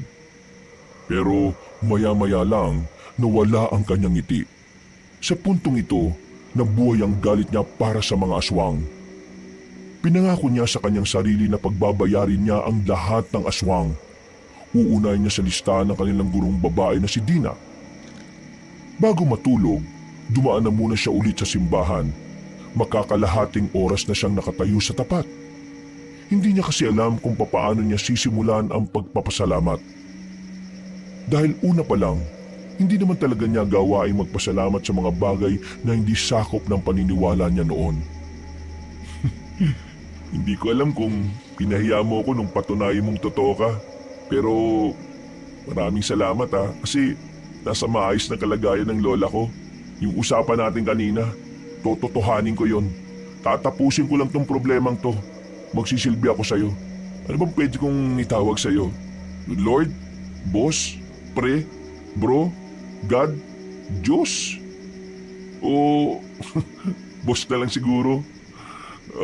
Boss, pasensya na kaagad kung magiging masama muna ako bago mo ako maging tagapagsilbi Ilangan ko lang pagbayarin yung mga aswang na nagtatangka sa buhay ng lola ko Ay, siya nga pala. Baka pwede mo naman akong ipasa sa exam mo. Humangin lang ng malakas at saka umalis na rin siya sa tapat ng simbahan. Pagbalik niya sa bahay nila ay parang wala lang nangyari sa kanyang lola. Kahit si Mang Hector, hindi rin niya alam kung ano ang nangyari. Napapangiti na lamang si Lorenzo sa gilid. Bagay na ipinagtaka naman nila Martino. Kahit kailan kasi, hindi nila nakitang nakangiti ng ganoon kalapad si Lorenzo. Lumipas ang 3 araw. Lunes na naman. Sabik na sabik pumasok si Lorenzo. Hindi dahil gusto niyang matuto sa mga bagong pag-aaralan, kundi dahil gusto niyang makita ang babaeng si Dina. Uy, ang bilis mo naman maglakad. Para kang kabayo Para lang sa kaalaman mo, ang kabayo hindi mabilis maglakad. Mabilis siyang tumakbo. Sus, dami mong alam. Kesa naman wala, no? Pagkakit nila sa ikalawang palapag, naghiwalay na rin sila ng landas ni Martino. Magkaiba kasi sila ng silid. Pagpasok pa lang ni Lorenzo, gusto na niya kagad mag-uwian. Gusto niya kasing kumprontahin ang babaeng si Dina. Gusto niyang ipaalam sa babae na alam na niyang tinatago nitong sikreto. Bagot at tamad na tamad sa pakikinig ang binatang si Lorenzo. Bukod kasi sa hindi niya trip ang nagtuturo, napag-aralan na niya yon.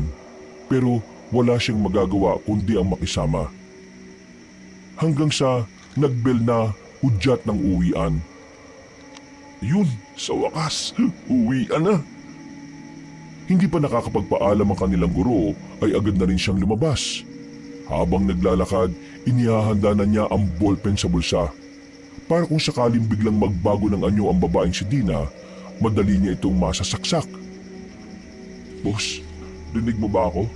Ikaw nang bahala sa akin ha? Natanong na niya ang silid ni Dina nang bigla niyang makasalubong si Emil sa pasilyo. Uy pre! Ay, tumigil ka. Nagmamadali ako. Hindi ko ba masasama sa aswang hunting? Napatigil si Lorenzo sa paglalakad nang marinig ang salitang aswang. Tila biglang naging interesado ang binata sa sinabi ni Emil. Binalikan niya ito, tumingin-tingin sa paligid bago nagsalita. Alam mo kung saan may aswang? Oo, kaya nga sumama ka na sa amin, mamayang gabi. O saan magkikita-kita? Dito lang din sa tapat ng school natin, alas 10. O sige, sasama ako. Pero sa ngayon, hayaan mo ako. Nagmamadali ako eh. Huy, ayos! Nang marating na ni Lorenzo ang room ni Dina, nagtaka siya dahil wala man lang katao-tao sa loob. Nung unay inakala niyang baka maagang nagpalabas ng estudyante ang babaeng guro. Hanggang sa narinig na lamang niya ang tinig ni Mr. Moreno. Anong ginagawa mo sa harapan ng silid ni Miss Dina? Gusto ko lang sana siyang makausap eh. At tungkol naman saan? Sekretary po ba kayo ni Ma'am Dina? Hindi. Pero bilang isang guro na gaya niya, babalik na lang ako bukas. Sana maabutan ko na lang siya. Wala na rito si Miss Dina. Anong ibig niyo sabihin? Hindi na siya papasok dito kahit na kailan. Bakit? Anong dahilan? Sa pagkakarinig ko, pinauwi na siya ng asawa niya sa Maynila. Taga Maynila siya? Kaya ako may ipapasabi ka sa kanya. Pwede naman ako na magsabi. Meron naman akong numero niya eh. Pwede ko siyang hindi na. Kaya mo ba matututunan na patapusin muna ang kausap mong magsalita bago ka magsalita? Kapag nagkabuhok na kayo. Ay, siya nga pala. Naniniwala na ako sa Diyos. Wow! Magandang balita yan. Naglakad na palis ang binatang si Lorenzo. Pinunta na lamang niya ang kanyang kakambal at saka sabay na rin silang umuwi. Dahil hindi niya nakausap si Dina, hindi matahimik ang kanyang kalooban. Kaya nang matapos na silang kumain, palim siyang lumabas ng kanilang bahay. Kahit alas 8 na ng gabi, pinuntahan niya pa rin ang bahay ni Mang Hector. Kabihira, ginulat mo naman ako. Bakit ka ba nakatayo na sa gilid para kang engkanto? Hindi ko inakala na magugulat ka pa rin kahit wala naman akong ginagawa. Ano bang ginagawa mo rito? Ikaw lang ba mag-isa? May nakikita ka bang iba? O baka nakikita mong kasama ko si Boss? Sinong Boss? Si Boss. Ang nakakaalam ng lahat. You know, sa taas. Alam mo Lorenzo, masaya akong naniniwala ka na may Diyos. Pero pwede ba? Diretsahin mo na ako kung may kailangan ka. Gusto kong bigyan niyo ako ng sandata.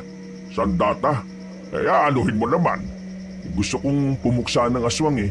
Sinasabi mo bang gusto mong sundan yung yapak ng lolo at lola mo? Wala naman akong sinasabi.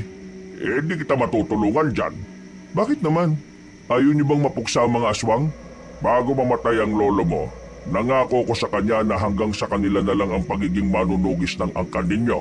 Hindi niya gusto na pati ang mga apo niya malagay din ang buhay sa pangalip.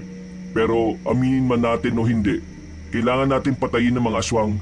At wala nang ibang gagawa nun kundi kaming dalawa ni Martino. Gusto mo ba talagang maging manunugis? Sabihin na lang natin na gusto ko lang talagang iganti si Lola. Mang Hector, kailangan mo akong tulungan. Ilang estudyante na ang nawawala sa school namin. Malakas ang kutob ko na ginawa na rin silang aswang. O kaya naman, kinain na rin sila. Bakit ngayon mo lang ito sinasabi? Siguro dahil walang nagtatanong. Pambihira. O sige, tutulungan kita. Pero sa isang kondisyon. Anong kondisyon? Huwag mong ipapaalam kay Cesar na ginagawa ko ito. Mahayayari ako ron. Kay Martino, pwede mong sabihin sa kanya, mas maganda nga kung dalawa kayong narito ngayon. Halika, pumasok ka sa loob. May papakita ko sa iyo. Tumango lang ang binata. Sa loob ng bahay, merong sikretong pintuan doon sa ilalim ng lamesa. Sandaling bumaba ang matandang lalaki. Pagbalik nito ay may dala na itong katana. Halos 1 metro ang katana na yon. At base sa disenyo, mukhang matagal na ang patalim na yon. 2 katanang ipinatago sa akin ng lola ninyo. Yung isa sa kanya. Yung isang ito, Pagmamay-ari ito ni Asmer, ang lolo mo. Pwede niyo po ba akong turuan kung paano to gamitin? Kailangan ko matutunan to ngayon sa loob ng 1 oras. Ha? Bakit may oras pa? Aalis kasi ako ng alas 10 eh. Maghahanap ako ng aswang kasama ang ilang tao na hindi ko close pero kaibigan ng turing sa akin. Hindi minamadali ang pagsasanay. Hindi mo ito matututunan ng 1 oras. Kung di niyo ako matuturuan ngayon, tingin ko kailangan ko nang umalis. Ihahagupit lang naman tong katana na to, di ba? Ay, huwag kang padalos-dalos. Sige, bye! Ay, Diyos ko naman, ang tigas ng ulo. Wala nang nagawa pa matandang si Hector nang umalis na ang binatang si Lorenzo. Nang makasakay na siya sa tricycle, bigla niyang naalala ang pangontra na kwintas. Bigay yun ni Mang Hector. Nakaramdam siya ng kaunting kaba nang mapansing wala yun sa leg niya. Naalala nga pala niyang sinuot lang niya yun sa umpisa sabay tinanggal na rin. Pero wala na siyang pakialam. Buong buo na ang kanyang loob na harapin ang mga aswang. Hindi na siya natatakot. Hindi na siya manginginig. Dahil ang tanging tumatakbo sa isipan niya ay maiganti ang kanyang lola at mapigilan ang pagkawala ng mas marami pang estudyante sa kanilang paaralan. Maya-maya lang, nakarating na siya sa harapan ng eskwelahan nila. Oh, butit nandito ka na. Kanina pa ako naghihintay rito eh. Oh, nasaan na ibang kasama natin? Akala ko ba marami tayo? Pinauna ko na. Tagal mo kasi. Teka, ano yung dala mo? Di ba ang sabi mo maghahanap tayo ng aswang? Oo. Di eto, nagdala na ako ng panlaban ko. Ewan ko lang kung hindi mamatay ang aswang na yun. Naglakad na rin sila paalis. Ayon kay Emil, papasok sila sa kagubatan. Kahit na medyo may kaba, malakas ang loob ni Lorenzo sa mga oras na yon. Hindi siya natatakot kung anuman ang maaaring mangyari. Kanina pa tayo naglalakad Nasaan ba talaga yung mga kasama natin? Malamang nauna na sila. Kung titigil sila sa paglalakad, maabutan natin sila. Nasaan ba kasi yung sinasabi mo kinaroroonan ng aswang? Medyo malayo pa kasi. Kung tinatamad ka na, pwede naman na tayong bumalik. Di na. Nandito na tayo eh. Sigurado ka ha? Pero teka, may tatanong ako sa'yo. Anong klaseng tanong? Isang tanong na iisipan mo kaagad ng sagot. Ano nga ba yung tanong na yan? Saan mo ba talaga nakuha yung ganyang pulseras? Bakit mo tinatanong? Sagutin mo muna ang tanong ko. Wala, napulot ko lang to. Kapareho kasi yan nung kay Ma'am Dini. Talaga? Baka nagkataon lang. At alam mo kung anong nakakabigla? Ano? Si Ma'am Dina, aswang. Aswang? Sigurado ka ba? Oo naman, nakita ko siya eh. Tumigil sa paglalakad si Lorenzo at tinawakan na niya ang hawakan ng katana. Humarap ito kay Emil. At ikaw? Uy! Ano ginagawa mo? Bakit mo tinututok sa akin yan? Ngayon ko lang naiintindihan kung bakit gustong-gusto mo akong isama sa ganito. Kasi may dalawa kang gustong gawin sa akin. Lapain ako o gawin akong katulad ninyo. Ano ba sinasabi mo? Hindi kita maintindihan. Maamin ka na. Kagaya ka ni Ma'am Dina. Hindi ko alam sinasabi mo, no? Hindi ko nga sigurado kung totoo yung sinasabi mo tungkol kay Ma'am Dina eh. Ano ba problema mo? Huwag ka na magmaang-maangan pa. Alam ko na ang tinatago mo. Ngayon ko lang din naisip eh. Magaling ka ha. Nagawa mo akong linlangin. Para ka sira ulo. Bahala ka na nga sa buhay mo. Aswang ka, Emil. Ikaw ang kasabwat ni Ma'am Dina. Kayong dalawang dahilan kung bakit may mga estudyanteng nawawala sa school natin. Huwag ka nga mambintang ha. Paano ko magiging aswang eh? Ako nga ang gusto makapatay ng aswang eh. Alam mo bang munti ka na mamatay ang lola ko dahil sa inyo? Mga salot kayong aswang kayo eh. Mabwisit kayo. Dahil sa inyo, napahiya ako kay Martino.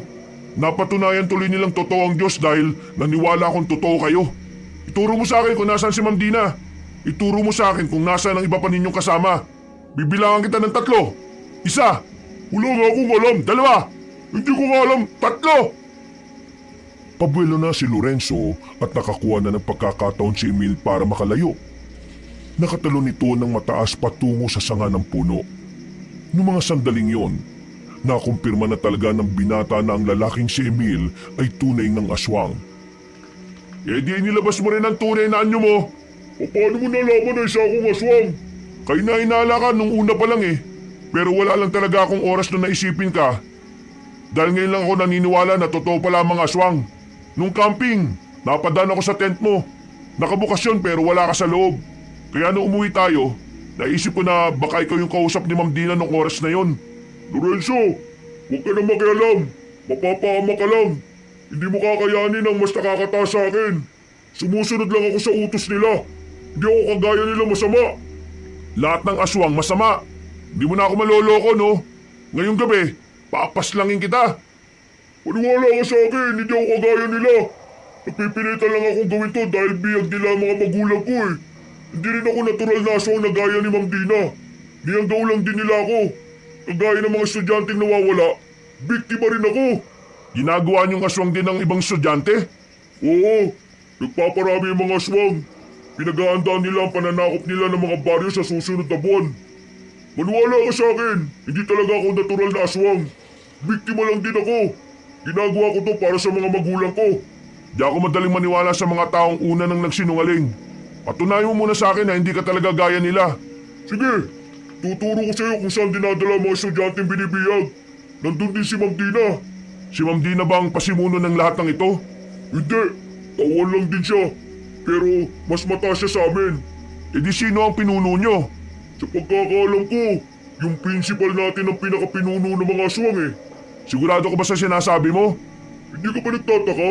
Ang daming nawawalang estudyante pero hindi mo lang kumakalat.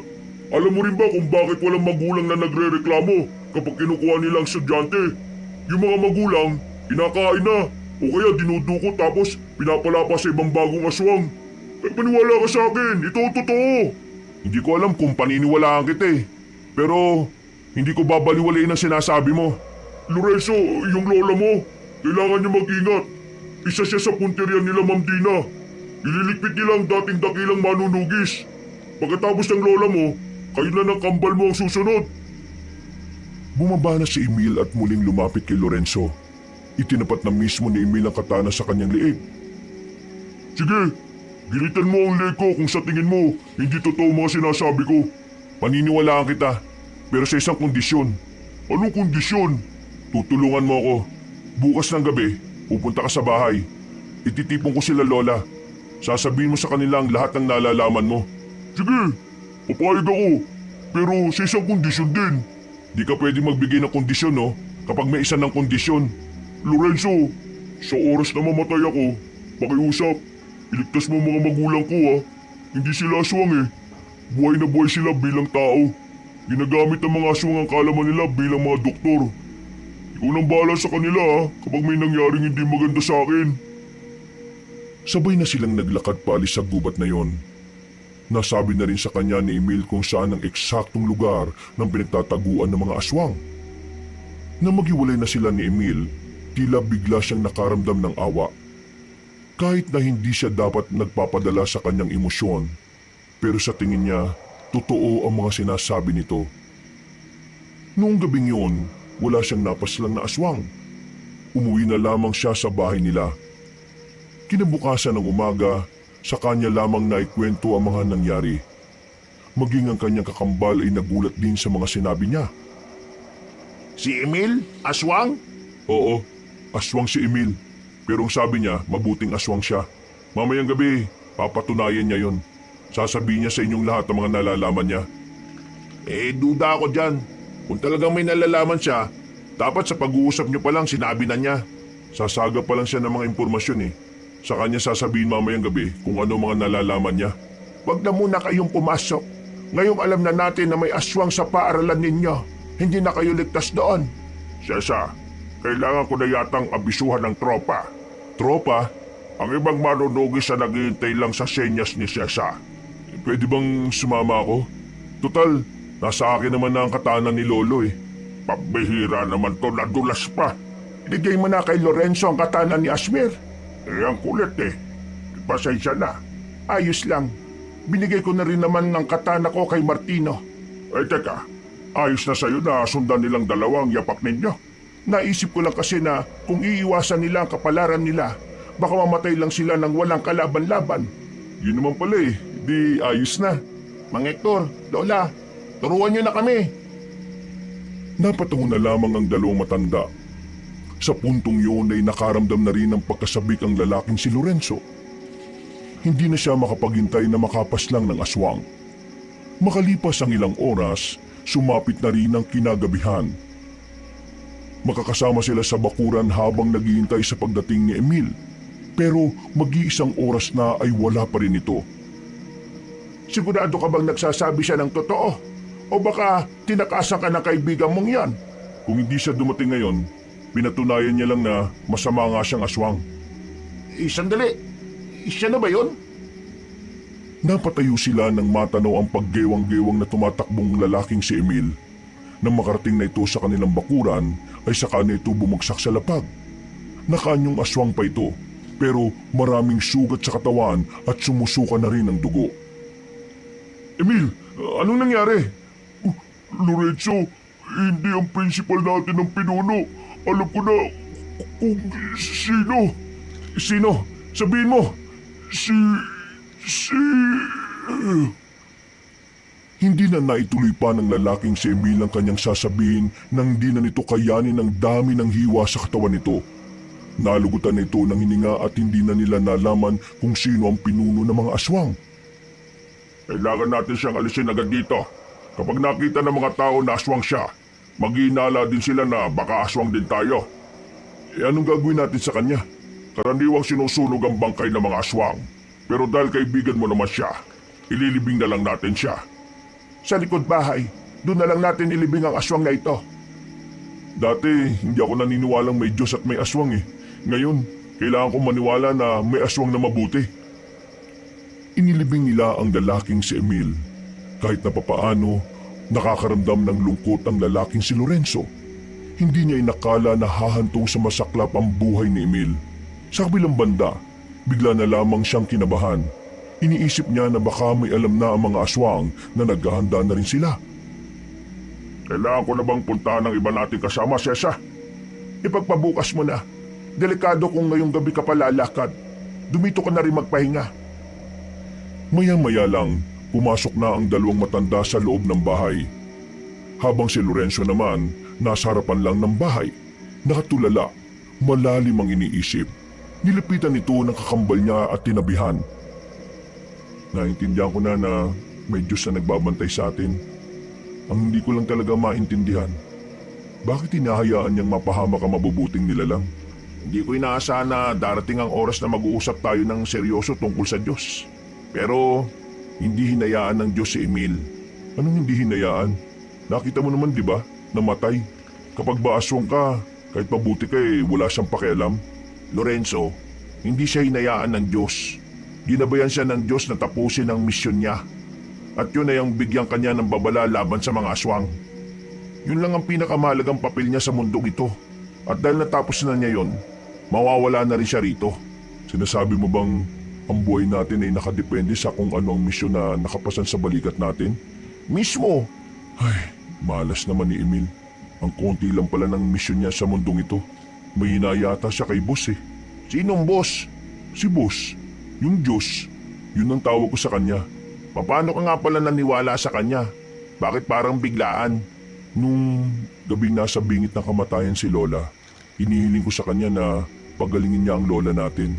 Nagulat ako pag uwi ko. Magaling na siya. Sinabi ko naman kasi sa'yo, di ba? Mabait siya sa kahit na sino. Naniniwala ka man o hindi. Anak ang turing niya sa lahat. Napangiti na lamang ang lalaking si Lorenzo. Maya-maya lang din ay pumasok na rin sila sa loob. Kinabukasan, maagang umalis ng bahay ang matandang si Hector para puntahan ng iba pang manunugis. Habang ang kambal naman ay nanatili na muna sa bahay nila. Hindi sila pinapasok na matanda dahil ilalaan nila ang araw na yon para sa kanilang pag-iensayo. Naniniwala naman ako na dati kang manunugis pero matanda ka na ngayon eh. Baka hingaling ka sa pagtuturo sa amin. Minamaliit mo ba ako dahil sa edad ko? Hindi kita minamaliit Gusto ko lang makasiguro na walang mangyayaring masama sa'yo sa oras na... Nagulat na lamang si Lorenzo nang biglang mabilis na kinuha sa kanya ni Aling Sesa ang katana. Itinutok ito agad sa liig niya. Kinabahan naman ang binata na parang hindi makagalaw. Ito ang palagi mong tatandaan, Lorenzo. Lahat ng nilalang na alam na maaari mong makatapat hindi mo dapat minamaliit. Igagalang mo kung ano sila. Hindi lang yung pagbibigay respeto, kundi pagiging maingat na rin. Kapag wala kang kaalaman tungkol sa kaharap mo, ang una mong iisipin, malakas siya. Maaring kapantay mo o maaring masigit pa sa'yo. Ayos, ang astig mo, La. Pinakaba mo naman ako eh. Akala ko makikita ko na si boss eh. Sige, simulan na natin. Dahil ang pagsasanay ay gagawin lang natin ng buong maghapon. At pagsapit ng gabi, gagamitin nyo na ang mga matututunan ninyo. Nagkatinginan ng kambal. Napangiti na lamang ang matandang babae. Maya-maya lang din sinimulan na nila ang kanilang pag-iensayo. Hirap na hirap ang kambal. Kahit matanda na ang lola nila, hindi nila yun matalo sa laban. Isa laban sa dalawa. Pero hindi naging kalamangan para sa kambal ang kanilang bilang. Masakit ang kanilang katawan na matapos na ang ginagawa nila. Wala na silang oras. Ang mga susunod na sandali ay ang pagharap na sa mga kalaban. Kaya kahit na wala pa silang pahinga, tumungo na rin sila sa bahay ni Mang Hector. Naroon na rin ang iba pa nilang mga kasama. Nagtitipon na ang mga manunugis. Mga kasama, magbigay galang sa isa pa nating pinuno. Yumuko ang mga manunugis. Namangha naman ang kambal sa kanilang nakita. Hindi nila inaasahan na ganun kataas ang paggalang ng mga yon sa kanilang lola. Ang dalawang binatang yan ay ang apo ni Asmer at Sesa. Sila ang napipintong sumunod sa yapak ng mga pinuno natin. Hindi nyo kailangan magbigay galang. Wala pa naman kaming napapatunayan eh. Di hamak na may mga karanasan na kayo sa amin. Kaya kami ang dapat magbigay galang sa inyo. Martino. Bakit? Yumuko ka rin. Wow! Iba pala epekto sa iyo ni boss, ano? Nagiging matino ka. Ngayong gabi, mabubuhay muli ang alitan na matagal na dapat natuldukan. Magaganap muli ang kaguluhan sa pagitan ng kabutihan at kasamaan. Iandaan niyo mga sarili ninyo. Dahil ngayong gabi, pupuntahan natin ang mga aswang. Paumanhin sa inyong lahat dahil hindi ako makakasama sa inyong laban. Pero ipagdarasal ko kayo sa Diyos Ama na sana tagumpay ang kasama ninyo sa inyong pagbabalik.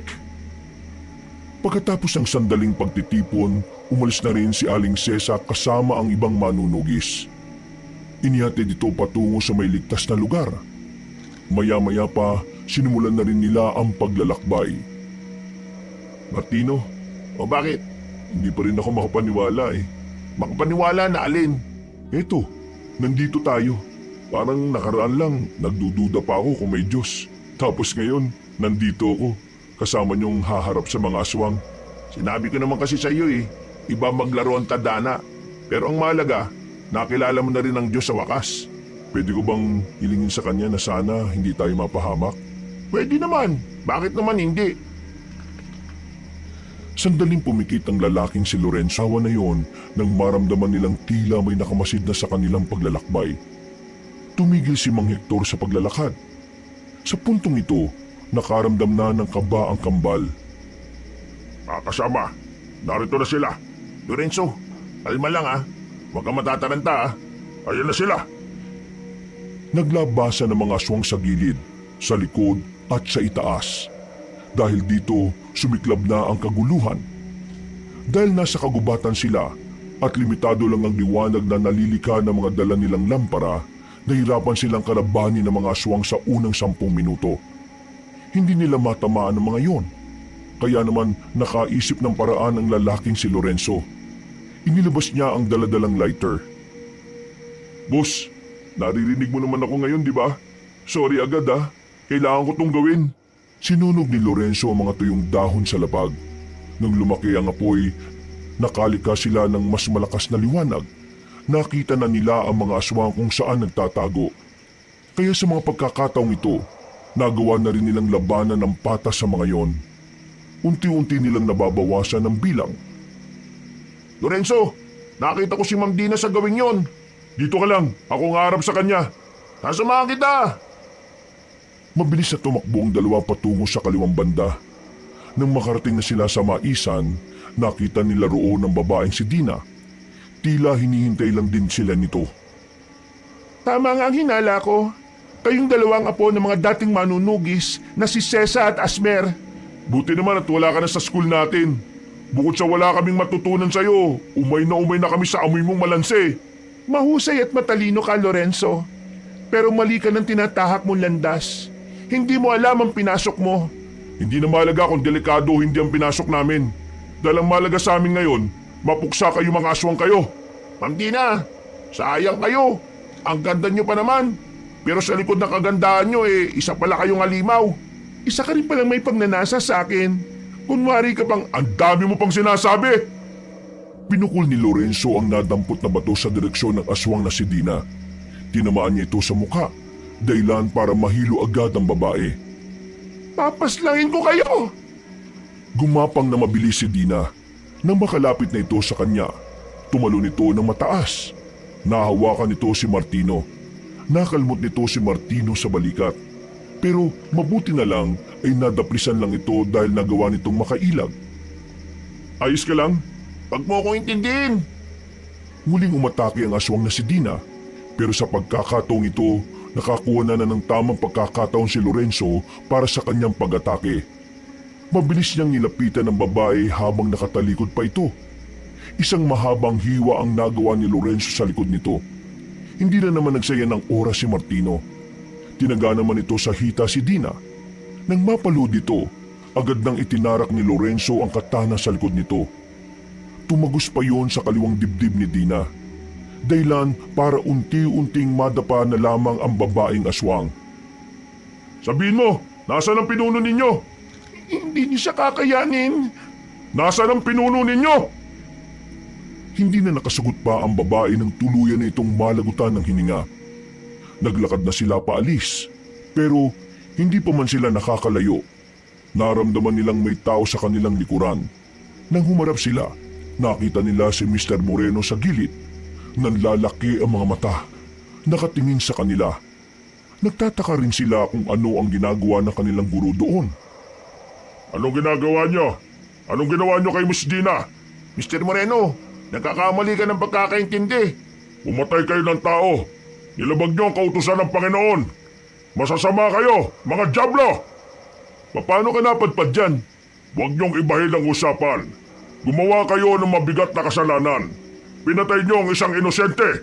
Aswang si Ma'am Dina. Manunugis kami. Natural lang na patayin namin siya. At pwede ba? Huwag mong binabanggit si boss.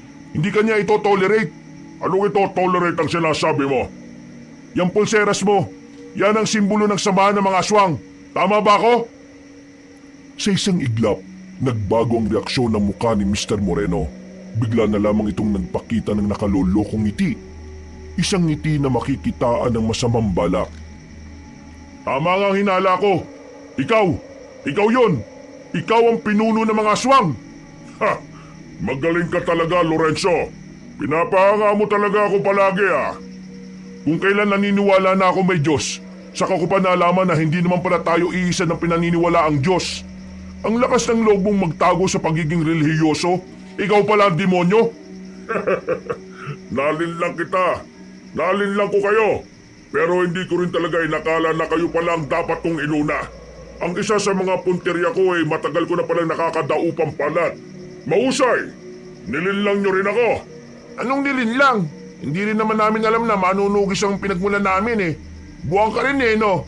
Saan mo din nila mga estudyanteng dinudukot ninyo? Malalaman mo lang yon kung matatalo nyo ako. Aray! Nagulat na lamang sila na may bumaon na palaso sa bandang liig na matandang si Moreno. Tinira na pala ito ng palaso ni Mang Hector. Dahil dito, dumistansya na muna si Mr. Moreno.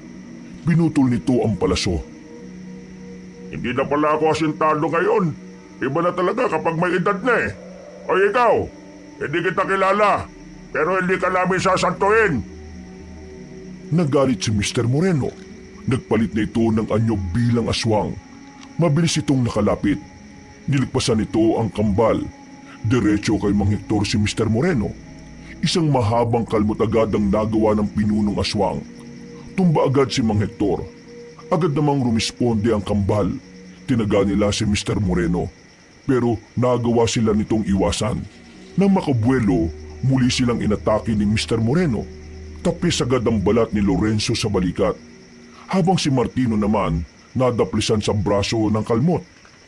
Aminado sila na kakaiba si Mr. Moreno kumpara sa mga una nilang nakatapat. Kahit si Mang Hector, alam din na hindi basta-basta ang pinuno ng mga aswang. Pero kahit na ganoon, hindi nagpatinag ang lalaking si Lorenzo. Parang hindi niya nararamdaman ang sugat na tinatamo niya. Dali-dali siyang lumapit ulit kay Mr. Moreno. Tinaga niya ng katana ang pinunong aswang. Pero sa kasamaang palad, hindi niya naman ito tinamaan. Sinubukan niya pa ulit hatawin, pero nahawakan ni Mr. Moreno ang kamay niya. Matagal na ako nagtitimpi sa pagiging bastos mo sa akin, Lorenzo. Ito na ang tamang pagkakataon. Dahil wala na tayo sa paaralan. Pwede na kitang patayin. Hindi mo pwedeng gawin yan. Paglingon ni Mr. Moreno sa gilid, naroon na si Martino. Nagawa ni Mr. Moreno na salagi ng pagtaga ng binata. Pero nabitiwan naman nito si Lorenzo. Sinamantala na ni Lorenzo ang pagkakataon. Itinarak niya ang katana sa tiyan ni Mr. Moreno. At habang nangyayari naman yon, nagawa pa rin ni Mang Hector na makatulong. Tinira ulit nito ng palaso si Mr. Moreno. Sa pagkakataong yon, sa kaliwang dibdib na yon bumaon. Bullseye! Hindi pa nakontento si Lorenzo. Hinugot niya ang katana at saka itinarak ulit kung saan naroon din ang nakatarak na palaso. Tinulak sila ni Mr. Moreno. Dumistansya ito sa kanila. Anong akala nyo? Mapapatay nyo ako sa ganitong paraan? Hindi ako magiging pinuno kung sa simpleng saksak lang mamamatay na ako. Aabante pa sana si Mr. Moreno nang bigla itong sumuka ng dugo. Kalaunan, makakasunod na ubo na lamang ang nagawa nito. May laso na ang pangalawang palaso na pinatama ko sa iyo. Yung una sinadya kong wala para maging kampante ka at isipin mong hindi ka mamamatay sa palaso. Mr. Moreno, talo ka na.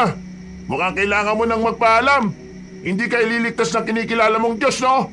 Kahit na kailan talaga, malaking hadlang ang mga tao sa mga hangarin namin. Hindi ako makapaniwala. Nasayang lang ang maraming taon ng pagpaplano ko. Mr. Moreno, magpahinga ka na. Hanggang dito na lang ang misyon mo sa mundo. Lumakas ng lumakas ang ubo ni Mr. Moreno. Parami na rin ang parami ang dugong isinusuka nito. Lumalambot na rin ang tuhod nito. Nahihilo at nawawalan ng balanse. Bakit ayaw niyo pa akong tapusin? Di ba ito naman ang pinakahihintay ninyo? Ibinibigay na namin ang ilang minuto na natitira sa buhay mo. Mabait pa rin naman kami sa iyo kahit nakampung ka pa ng demonyo. Yung mga biyag na estudyante, kung dediretsuhin niyo ito, ay may makikita kayong malaking bahay. Hanapin niyo ang basement. Naroon silang lahat. Lorenzo, maraming salamat. Ngayon, naiintindihan ko na kung bakit makapangyarihan ang pagmamahal ng mga tao. Bigla na itong bumagsak. Hindi na ito makapagsalita. Nangingisay-ngisay na rin ito. Kalaunan, hindi na rin ito gumagalaw. Tuluyan na itong dalagutan ng hininga. Ayos lang ba kayo?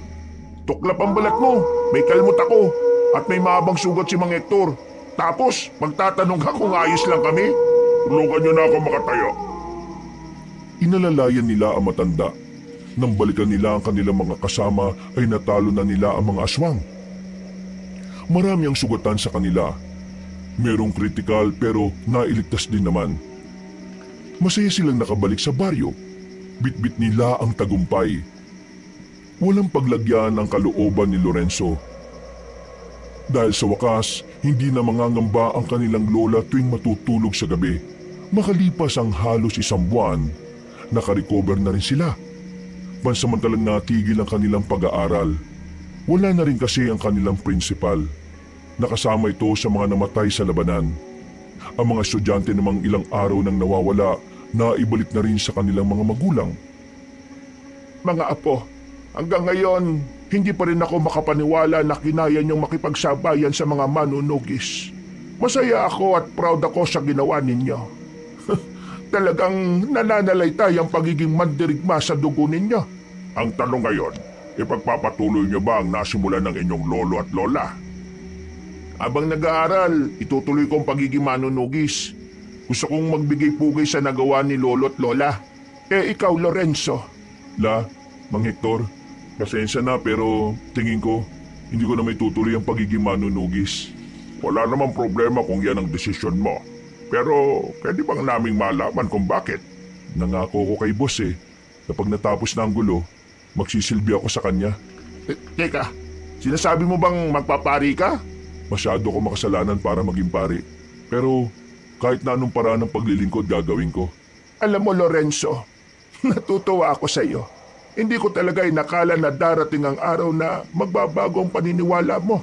Maraming salamat at hindi niyo ako sinukuan. O paano? Kumain na tayo.